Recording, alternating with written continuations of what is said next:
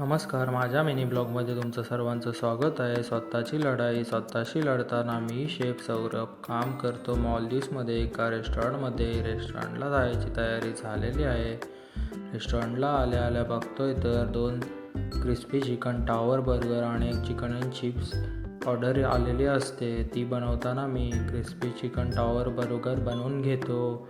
त्यानंतर मग त्याची प्लॅटिंग करतो एक चिकन अँड चिप्ससोबत आणि सर्व्हर्सला सर्व करण्यासाठी देतो. त्यानंतर हे रोल करून घेतो. शॉर्माचे रोल करून गॅस ग्रिलवर रोस्ट करतो. त्यानंतर सर्व स्नॅक्स बनवून नेहमीप्रमाणे बाहेरच्या ग्लास बॉक्समध्ये ठेवतो.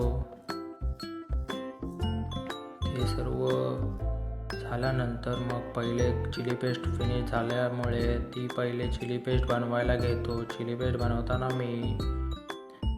तुम्ही विचार करत असाल चिली पेस्ट म्हणजे काय, सांगतो पुढे.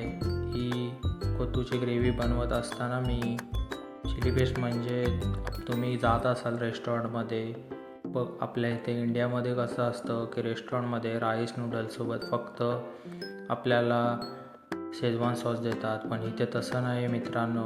इथे चिली पेस्ट देतात.